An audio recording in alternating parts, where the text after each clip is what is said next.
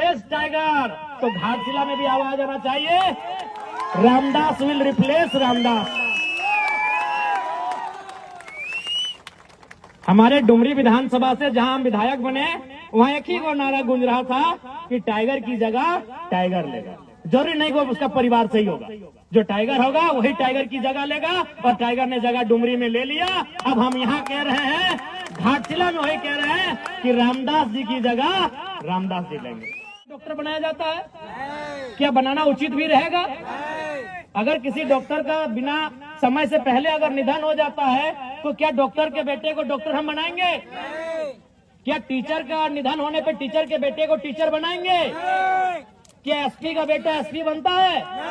तो ये कौन सा पैटर्न है भाई कि विधायक का बेटा विधायक बने, सांसद का बेटा सांसद बने, मंत्री का बेटा मंत्री बने? आखिर ये कौन सा पैटर्न है?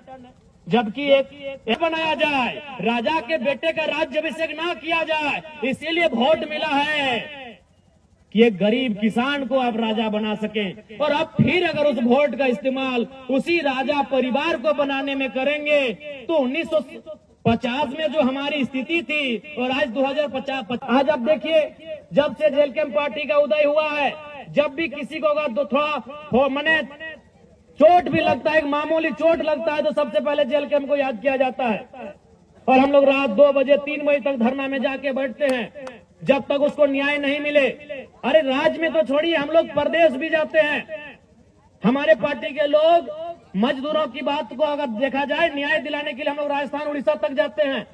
तो ये भी आपको तय करना है, बड़ी पार्टियां, चूंकि बड़ा लेवल है उनका, बड़ी पार्टियां हैं, वो आपके बीच चुनाव में आएंगी। हमेशा अगर आपके बीच कोई है तो जेल कैंप खड़ा है। इसलिए मैं जनता जनार्दन से आग्रह करूंगा, जो लोग यहाँ तक नहीं भी आए हैं, चूंकि दीपावली का दिन चल रहा है, हम लोग इस बात को समझ रहे हैं कि लोग पर्व त्योहार है, लेकिन जो लोग घरों में भी बैठे हुए हैं, मैं उनको स्पष्ट कहूंगा, इस बार वोट बदलाव के लिए करिए। बदलाव का होना बहुत जरूरी है। अगर बदलाव नहीं होगा तो राजनीति कुछ परिवारों तक सीमित रह जाएगा। फिर और यहाँ आप सोचिए ना, यहीं आप सोचिए चंपई चचा, क्योंकि मान के चलिए सोम्यास जी के पिताजी का देहांत हुआ है, तो उस पर हम थोड़ा सा रहने देते हैं, हम चंपई चचा का ही उदाहरण लेते हैं। चंपई चचा मुख्यमंत्री रह चुके हैं, कई बार मंत्री रह चुके हैं, रहे कि नहीं, लेकिन फिर भी उनको याद है कि बाबूलाल सोरेन को सेट कर दिया जाए। चंपई चचा मुख्यमंत्री रह चुके हैं, मंत्री रह चुके हैं, कई बार विधायक रह चुके हैं, फिर भी उनको बुढ़ापे में चिंता है, जबकि उनके पास अरबों की संपत्ति है। अगर आज के दिन से चंपई चाचा बिस्तर में बैठ जाए ना, बेड में बैठ जाए, घर में खटिया में बैठ जाए, तो उनकी 5 पुश्ते आराम से बैठ के खाएंगी। आज भी अगर चंपई चाचा कुछ ना करे, चंपई चाचा अगर कुछ ना करे, तो उनकी हमें लगता है कम से कम, ज्यादा तो हो, बहुत ज्यादा होगा, 5 पुश्ते यानी 5 पीढ़ियां बैठ के खाएंगी। फिर भी उनको चिंता है कि बाबूलाल सोरेन को विधायक कैसे बनाना है।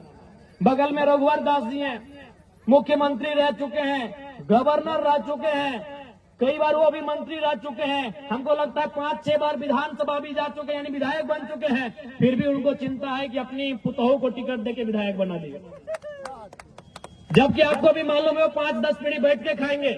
लेकिन रघुवर चचा को भी चिंता है कि हमारी पुतोहू विधायक कैसे बने। यही आपके अर्जुन मुंडा जी, हमारे इस राज्य के और एक मुख्यमंत्री, बहुत नामी चेहरे, केंद्र में भी मंत्री रह चुके हैं, उनको भी चिंता है कि अपनी पत्नी को इस पर टिकट दिला दे, पॉडकास्ट से उनकी पत्नी लड़ी।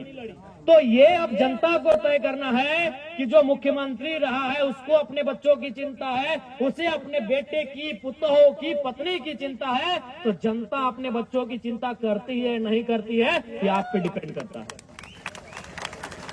उनसे सीखिए कम से कम। वो मैं 3 मुख्यमंत्री का आपको नाम गिनाया, आप ही के कोल्हान के, उधर मधुकोड़ा को छोड़ देते, अभी दूरी है, यहीं आपके अगल बगल के चंपई चचा, रघु चाचा, मुंडा जी, 3 मुख्यमंत्री। और किनको टिकट दिलाया? एक ने बेटे को जो घाटशिला में उम्मीदवार है, एक ने पत्नी को जो चुनाव हार गई, और एक ने अपनी पुतोहू को जो चुनाव जीत के विधायक बनी है। अरे जिनके पास अरबों की संपत्ति है, लाख और करोड़ तो छोड़िए, अरबों की, जिनकी संपत्ति अनुमानित अरबों की है, आज वे लोग चिंता कर रहे हैं मेरा बेटा कैसे विधायक बने, मेरी बहू कैसे विधायक बने, मेरी पत्नी कैसे विधायक बने। तो आज जनता को भी सोचना होगा कि जनता की आवाज कौन बनेगा, जनता के लिए लड़ेगा कौन, जनता के बच्चों के भविष्य की आवाज कौन बनेगा, उनके शिक्षा, स्वास्थ्य, रोजगार पे बात कौन करेगा, उसके लिए उनको वोट करना है, ये जनता को समझना होगा। और नहीं तो फिर इसी प्रकार ये राजनेता इस राजनीति को हमसे दूर लेके चले जाएंगे। जब भारत देश में वोट देने की तारीख की शुरुआत हो रही थी, जब भारत देश में वोट देने का नियम बन रहा था, तो देश के संविधान निर्माताओं के प्रमुख डॉक्टर भीमराव अंबेडकर जी ने कहा था कि आज के बाद से इस देश में राजा रानी के पेट से नहीं, मतपेटी से निकलेगा। लेकिन जनता ने उस पैटर्न को तोड़ दिया है। आज फिर आप राजा के घर में राजा चुनने लगे हैं। अरे राजा के घर में राजा ना चुना जाए, इसीलिए तो वोट का अधिकार मिला है आपको, कि राजा की पत्नी को रानी ना बनाया जाए, राजा के बेटे का राज्याभिषेक ना किया जाए, इसीलिए वोट मिला है कि एक गरीब किसान को आप राजा बना सके। और अब फिर अगर उस वोट का इस्तेमाल उसी राजा परिवार को बनाने में करेंगे, तो 1950 में जो हमारी स्थिति थी और आज 2025 में जो हमारी स्थिति है, क्या अंतर रहा। ये वोट का अधिकार क्यों मिला? ये वोट का अधिकार इसीलिए मिला था कि राजा के घर में राजा नहीं होगा, राजा के घर में रानी नहीं होगी। एक साधारण सा पढ़ा लिखा नौजवान, चाहे वो किसान का बेटा रहे, वह दलित का बेटा रहे, वह आदिवासी का बेटा रहे, वह किसी मजदूर का बेटा क्यों ना रहे, अगर उसमें टैलेंट होगा, वो हकदार होगा, वो जनता के बीच से चुन के जाएगा। इसलिए वोट की व्यवस्था आई। लेकिन हम और आप तो फिर उस व्यवस्था को दरकिनार कर रहे हैं। तो अगर आज 2025 में अगर हम लोग फिर उस व्यवस्था को दरकिनार करते हुए राजा के घर में राजा के बेटों को विधायक सांसद चुनेंगे, तो याद रखिएगा 2050 आते आते फिर से आपको आभास होगा कि हम नाम के लोकतंत्र में असल में राजतंत्र का हिस्सा बन के रह गए। आपको उस समय फिर एहसास होगा कि अंग्रेज चले गए, लेकिन उनकी ईस्ट इंडिया कंपनी आज HCL कंपनी का रूप धारण कर चुकी है। आज टाटा टिस्को टेल्को के रूप में काम कर रही है, क्योंकि आपने फिर से वही परिपाटी को दोहराया, आपने फिर से वही पैटर्न को दोहराया कि राजा के घर में ही जो होगा देखा जाएगा। तो फिर जनता का सुनेगा कौन, जनता की पूछेगा कौन? आप ईमानदारी से बताइए, घाटशिला में अगर कोई भी जरूरत पड़ा, घाटशिला में अगर कोई भी दुख पड़ा, तो क्या वे लोग आपके बीच आकर इस प्रकार जमीन में बैठेंगे? क्या आपके साथ धूल कण में बैठकर आपके लिए आंदोलन करेंगे? क्या आपके साथ सड़क में बैठकर आपकी आवाज को बुलंद करेंगे? नहीं करेंगे। वो साहस अगर किसी में है तो केवल और केवल जेल कैंप पार्टी में है। इसलिए हमारे प्रत्याशी श्री रामदास मुर्मू जी को विजयी बनावे। अभी देखिए, चंपे चाचा सुन रहे थे, कहीं आके भाषणबाजी कर रहे थे कि नगरी में हम ये कर दिए। आप भी जानते हैं नगरी में कुछ किए, सबको उसका लिए। नगरी वाला याद होगा आपको, रिम्स की जमीन का मामला, सभी आदिवासी लोग को उसका लिए। आदिवासी लोग लोहरदगा से आए, खूंटी से आए, लातेहार से आए, सिमडेगा से आए, गुमला से आए, रामगढ़ से आए, सिल्ली से आए, और पता चला चंपे चाचा है ये नहीं हुआ। कौन था? सुबह देवेंद्र नाथ महतो थे और शाम को जयराम महतो था। वो हाल जोतने का काम कौन किए? हमारे पार्टी के देवेंद्र बाबू किए कि नहीं? चंपा चाचा डर से अंदर में थे। और उनका बेटा का बोली आप सुने होंगे, बाबूलाल भैया का। उनको मीडिया को नहीं, उनको पूछा, पुलिस बोला कि चलिए आपको अरेस्ट करके थाना ले जाते हैं। बोला नहीं, हम यूट्यूब में देखे हैं, हम लोग के आदिवासी भाई का इनकाउंटर हुआ है, तो आप मेरा भी इनकाउंटर कर देंगे, हमको डर है। तो बताइए बाबूलाल भाई इतना डरिएगा तो राजनीति काहे कर रहे हैं? चंपा चाचा इतना खेत ला दिए हैं, बस जोतिए और खाइए। सुने कि नहीं हम घर चले जाएंगे। ये बाबूलाल जी का स्टेटमेंट है कि हम घर चले जाएंगे।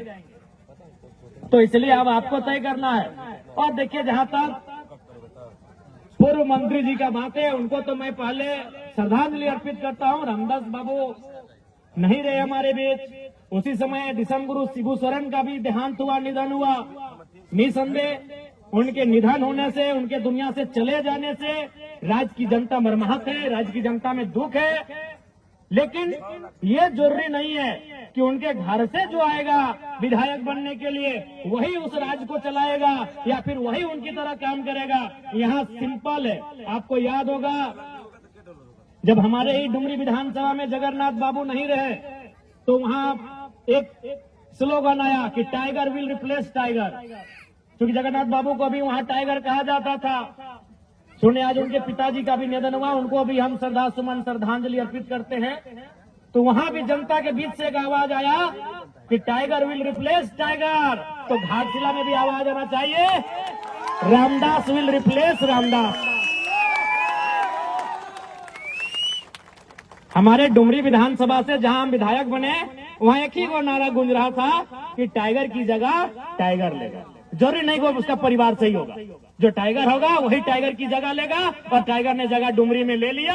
अब हम यहाँ कह रहे हैं, घाटशिला में वही कह रहे हैं कि रामदास जी की जगह रामदास जी लेंगे। सीधा बात है,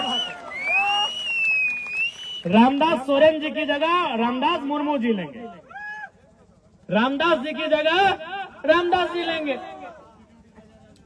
ये तो आवश्यक नहीं है कि भाई उनके घर में जो जन्म ले उनका जो खून हो वही उनके जैसा हो, वही उनके जैसा काम करिए, जरूरी है। अगर ऐसा होता तो आज प्रधानमंत्री गांधी का पोता को होना चाहिए था, गांधी जी का पोता को होना चाहिए था, भगत सिंह के रिश्तेदार को होना चाहिए था, सरदार पटेल के रिश्तेदार को होना चाहिए था, नेताजी सुभाष चंद्र बोस के रिश्तेदारों को होना चाहिए था कि नहीं? अब गांधी जी अगर 1942 में आधे कपड़ों का आधा कपड़ा पहन के आंदोलन किए हैं और उनका वंशज अगर आज बूट टाइम में आके कहेगा कि हमारे पूर्वज महात्मा गांधी जी उस समय ऐसा किए हैं, वो तो भाई आज का समय अलग है, उस समय अलग थे। गांधी पूरे देश के थे, अपने परिवार के नहीं थे। क्या रामदास बाबू अपने परिवार के थे? नहीं, वो झारखंड के मुख्य माफ कीजिएगा मंत्री थे। रामदास बाबू जब झारखंड के मंत्री थे तो झारखंड का कोई बेटा उनकी जगह लेगा, उनका ही परिवार क्यों लेगा? और हमको आज तक समझ में नहीं आया भाई ये सहानुभूति क्या है, ये सहानुभूति राजनीति में क्यों? आप ही बताइए, क्या अगर कोई किसी डॉक्टर का निधन हो जाए तो क्या डॉक्टर के बेटे को डॉक्टर बनाया जाता है? क्या बनाना उचित भी रहेगा?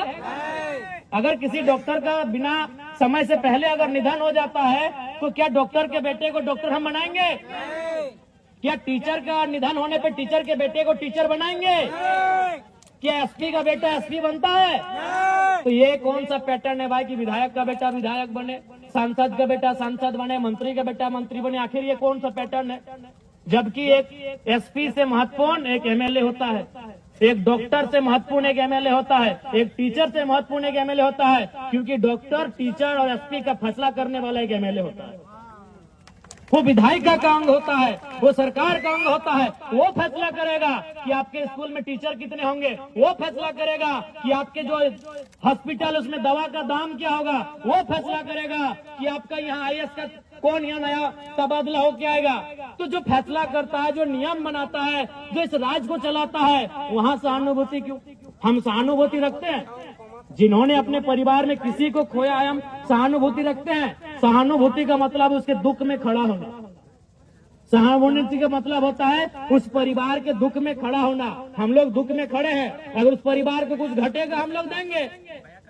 विधायक बना देना ये कौन सा सहानुभूति है भाई? जब हम डॉक्टर के निधन पे डॉक्टर के बेटे को रिप्लेस नहीं करते हैं, जब वकील के निधन पर वकील के बेटे को वकील बना के रिप्लेस नहीं करते हैं, तो आखिर देश में ये सहानुभूति कब तक चले?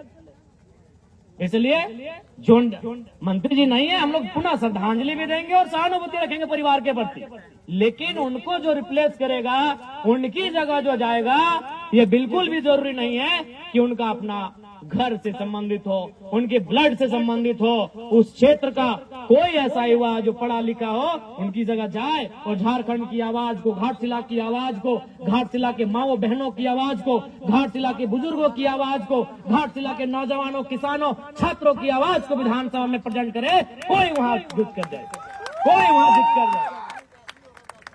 इसलिए इस बार घाटशिला के उपचुनाव में रामदास